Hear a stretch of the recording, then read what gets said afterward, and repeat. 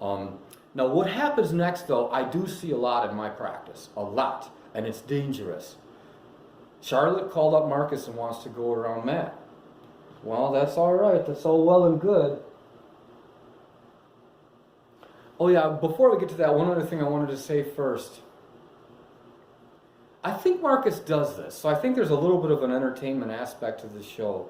But rather than go by anybody who writes him, that he shows up on the set and decides, I'm thinking about I'm jumping in and maybe filming this and taking an intervention to their business.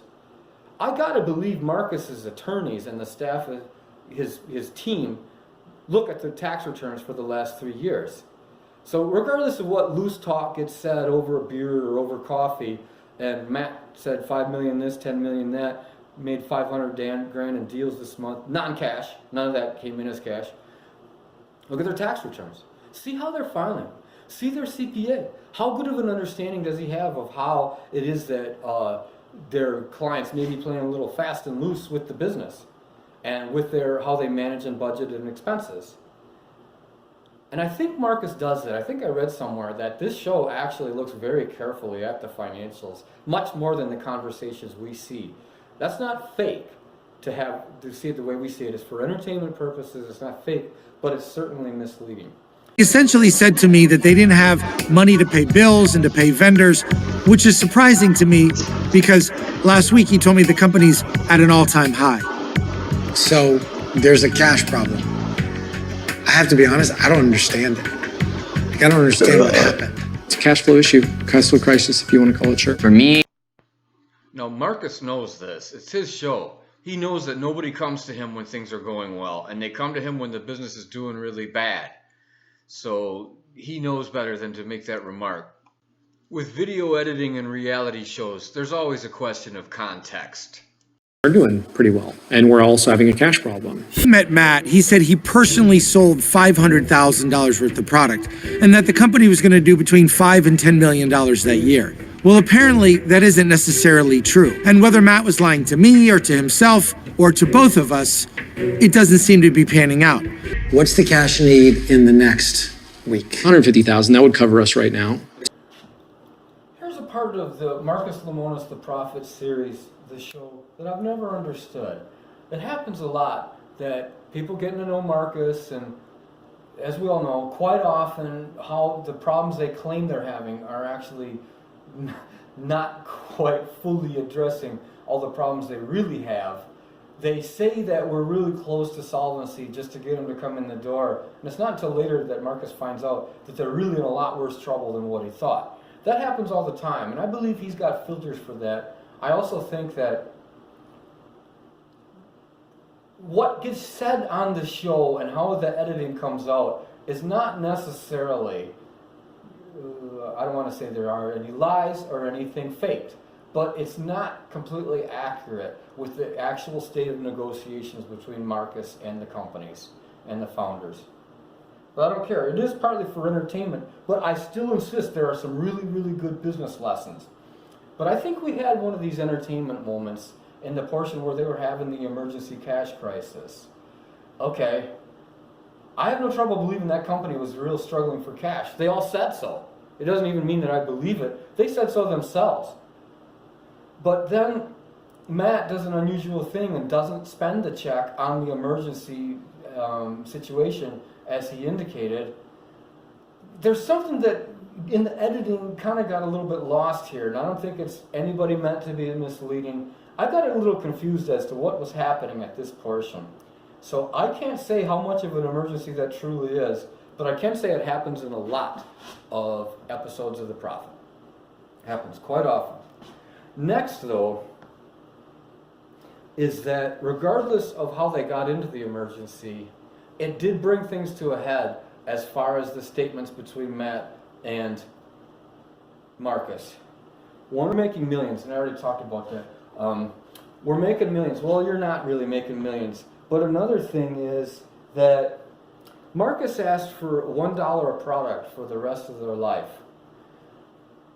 Okay, I know Marcus was upset, and as he admitted, I gotta have not a bozo insurance, a schmuck insurance.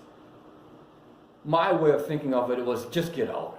This just is not gonna work out well. and you're never going to get this person to behave in a way that is in line and consonant with your business principles. And also, you know, I don't know what attorneys advise Marcus and what CPAs and things like that, but there's going to be trouble with the IRS.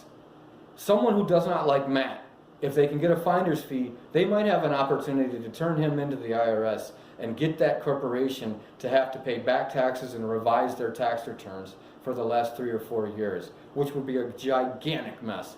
I'm not even sure any accountant or CPA would take Matt's business. And it's well known that he doesn't have the cash to pay him anyway. As well as you can't be sure that whatever it is he gives you is accurate. You saw in the show how sloppy he is about his numbers and his metrics. He doesn't get it.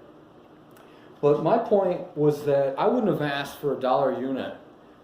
Matt will never agree to that, but more, I wouldn't want to be tied to the company. I also wouldn't want to have to trust him to report how many units they sold and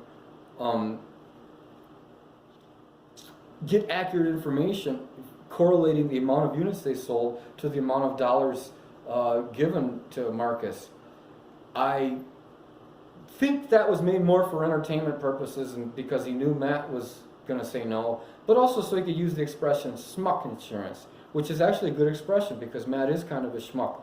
He's creative, he's got quite a vocabulary, he's intelligent, educated at USC, although, okay, same thing, Olivia Jade is educated at USC as well. But the problem is I would have just walked away then and arguably, potentially gotten a settlement. So Skylar and I talked this morning, and if you're up for it, we'd love to partner and leave the casery. Now moving to Charlotte's behavior though, and this is my last remark. I enjoyed this episode and I hope you did so too. Charlotte's decided she finally had enough. And she knows enough about this business and this industry now that she may try to tackle it with Skylar. Okay, that's all well and good, but Charlotte is a shareholder in a California LLC. She has a fiduciary duty to the other shareholders, including Matt. I would argue that Matt so hugely breached his duty to her that her counter breach in behavior is negligible compared to the amount of harm he did to her, such that I don't think she'd have any liability for it. But I wanted to tell you folks, this isn't always a good idea to behave this way. I'm not sure, but that Charlotte trying to start and take off on her own might be found to be a breach, an actionable breach in California commercial court, in which Matt could bring some type of action against her. Next, though, he would be so vulnerable to charges of mismanagement and problems and bring the IRS into it, and that would be the end of Matt. I don't think there's much to worry about, but I want to let the rest of you know, don't be inspired by this. One, fiduciary duty to your fellow shareholders. In my case, though, one of the arguments I'd make for Charlotte is there weren't really shareholders. Charlotte never really was a shareholder. It was all just a big personal loan to Matt, which he mismanaged, and that you may have to write off, and that your dad may have to write off. That's a decent argument, considering how he treated the company as his own personal bank account and own personal assets. Two, though, if Charlotte has good ideas and good principles and things that she developed while working at that company, whatever you want to call it, Matt's personal company or an LLC, there may be a breach of her duty to be taking trade secrets away from Matt and then starting her own company. But for Matt and her going into business together, she likely would not know much about the cell phone case industry. So there is a definite correlation between her work in there and the knowledge that she now carries. Which brings us to one aspect of intellectual property and one aspect of commercial/employment law. The intellectual property is trade secrets. The commercial/employment is known as non-competes. Now, I doubt Charlotte signed any type of non-compete with Matt as part of their operating agreement that I won't go start another similar business. I won't compete for the same customers as Matt in the same space. I doubt she signed anything like that. But there is a bit of a doctrine of employment law, not just in California, all 50 states, where it's understood that you shouldn't do that and that you could potentially be found to be in violation of some sort of California law. In this case, however, Matt has so many breaches he committed first to cause the problem. I don't think Charlotte would have much liability or vulnerability. And in fact, I think she's doing the best thing. In the end, in my heart, the best result and outcome for this would probably be for Charlotte and Skylar to start working with Marcus. And they probably have a pretty good company. Now, what would end up happening to Matt, I'm not sure. It would seem to me that Matt wouldn't really miss Charlotte. He'd only miss her money. He really wouldn't miss Skylar. He wasn't really allowing them to contribute much anyway. I'm not sure how much real harm would come to him. If people have any opinions on this, please comment. This is all speculation on my part, but I hope you enjoyed it. And the reason I use Marcus Lemonis and Profit as a basis for giving business lessons is because I see things that my own customers do, my own clients do, my own business clients in my law firm. And there's ways that this is preventable by taking appropriate steps ahead of time and exercising good judicial foresight. That's why I'm making this presentation.